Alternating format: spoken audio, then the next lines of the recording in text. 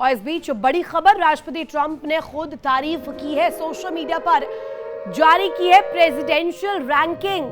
Trump ने खुद को सबसे महान श्रेणी में रखा है और यह दिखाता है कि डोनाल्ड ट्रंप कैसे सेल्फ ऑब्सेस्ड दिखाई देते हैं। उन्हें सेल्फ ऑब्सेस्ड नेताओं की कैटेगरी में क्यों रखा जाता है? क्योंकि अब प्रेसिडेंशियल रैंकिंग में खुद को सबसे अव्वल बताया है। राष्ट्रपति ट्रंप ने खुद को सबसे टॉप मोस्ट नंबर पर बताया। आप देखिए तस्वीर, इसमें डोनाल्ड ट्रंप आपको पहली तस्वीर दिखाई दे रही होगी उनकी, और बाकायदे ट्रूथ सोशल, अब इसके बाद कमेंट्स की बाढ़ आ गई है, पटा पड़ा है ट्रूथ सोशल, जिसमें इस तरीके से ट्रंप ने जब खुद को सबसे महान श्रेणी में रखा तो दुनिया भर से अलग जो है वो प्रतिक्रियाएं सबसे ज्यादा इस मोर्चे को बल देती हुई नजर आ रही है। ट्रंप के बेटे पर बड़ा खतरा भी आया था, लेकिन इस बीच साख पर सवाल भी खड़े हुए और पूरी कूटनीतिक पैमाने पर भी देखा जाए तो डोनाल्ड ट्रंप खुद को दी बेस्ट बताते हुए नजर आए और वर्ल्ड ऑर्डर में सबसे ज्यादा अहम कड़ी जताते हुए भी दिखाई दिए। इस बीच एक और बड़ी खबर, ईरान का अमेरिका पर गंभीर आरोप। मेजर जनरल रेजाई का बड़ा आरोप सामने आया। यूएस ने कूटनीति के बीच धोखा दिया है।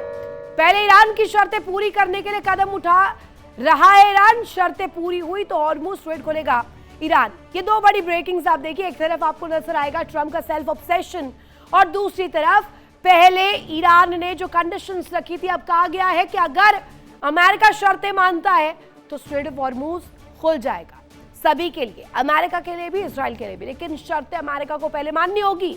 ईरान का अमेरिका पर गंभीर आरोप भी आया इस बीच। आरोप इस बाबत कि अमेरिका चाहता ही नहीं है शर्तों पर बात हो। मेजर जनरल रेजाई की तरफ से स्टेटमेंट, यूएस ने कूटनीति के बीच धोखा चुना है, धोखा दिया है और ये सबसे ज्यादा अहम भी हो जाता है। एक और बड़ी खबर इस बीच, हॉर्मुज़ पर नाकेबंदी से जुड़ी हुई। सेंटकॉम ने बड़ा दावा किया, 75 कमर्शियल जहाजों ने रूट्स बदले हैं और 3 जहाजों को निष्क्रिय किया गया। 2 जहाजों पर जवानों ने कार्रवाई की है। सेंटकॉम का यह बड़ा दावा बहुत बड़ी तस्वीर भी दिखाता है। आप नंबर्स देखिए, 75 कमर्शियल जहाजों का रूट बदल दिया गया, यानी आप देखिए पूरी तरीके से खाड़ी में जो जलजला इस वक्त नजर आ रहा है, उस बीच उस मध्य अब जहाजों पर पूरी कंट्रोवर्सी बन रही है।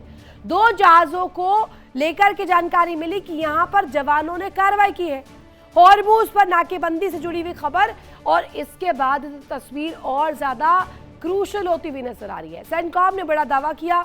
इस दावे के इर्द गिर्द अगर आप देखेंगे तो कमर्शियल जहाजों की आवाजाही को लेकर सबसे बड़ा सवाल उठा।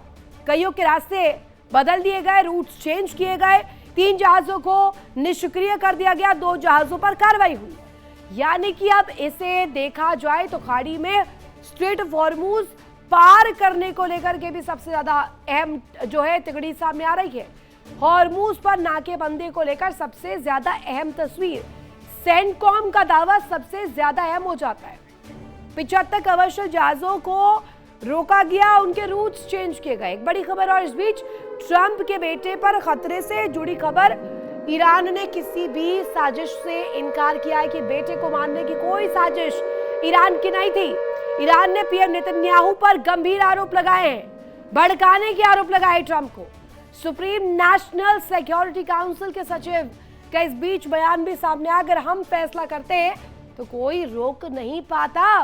रेजाई की तरफ से बहुत क्लियर ये बात रखी गई है कि ये फैसला हमारा नहीं था, ये नीति हमारी नहीं है।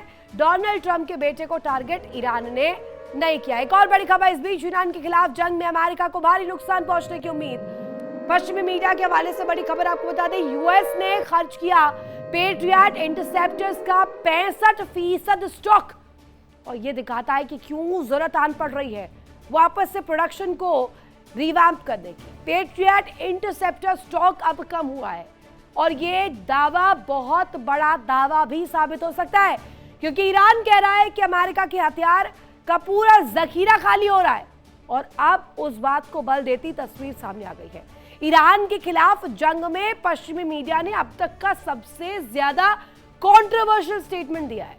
यूएस ने खर्च किए पेट्रियट इंटरसेप्टर्स और इसकी 65% स्टॉक खत्म हो चुका है, यानी इसे बनाने में आप देखिए 4 से 5 साल का समय लग सकता है। अब सिर्फ और सिर्फ 25% अब बच चुका है और अगर वो भी खत्म होता है तो आगे आने वाले समय में डोनाल्ड ट्रंप के लिए, अमेरिका के लिए बड़े खतरे का संकेत होगा।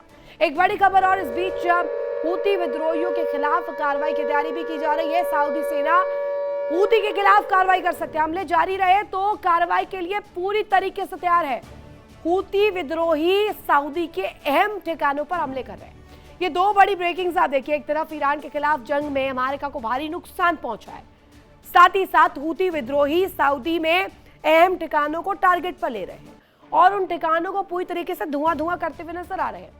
ये दो तस्वीरें बताने के लिए, दिखाने के लिए और समझाने के लिए पूरी तरीके से काफी है कि टेंशन इस वक्त एपी सेंटर में ज्यादा नजर आ रहा है। खाड़ी के तमाम जगहों पर जहां पर दावे किए गए, जहां पर वास्तविकता की एक तस्वीर दिखाई गई, अब वहां पर हमले हो रहे हैं। जहां बेसिस है, मिलिट्री बेसिस, हूती विद्रोही कर रहे हैं सऊदी को टारगेट, और ये एक नया पैमाना, एक नई तस्वीर और एक नए विध्वंस के रूप में सामने भी आ सकता है। अब की बार सबसे सटीक वार पड़ेगा या नहीं पड़ेगा, इसको लेकर के भी बड़े सवाल उठ रहे हैं। ईरान परमाणु बम बनाने के बेहद करीब पहुंच चुका है, ये हम यूं ही नहीं कह रहे हैं, बल्कि ये दावा खुद ईरान ने किया है। ईरान ने दुनिया के सामने अपनी न्यूक्लियर कैपेबिलिटी का प्रदर्शन किया है।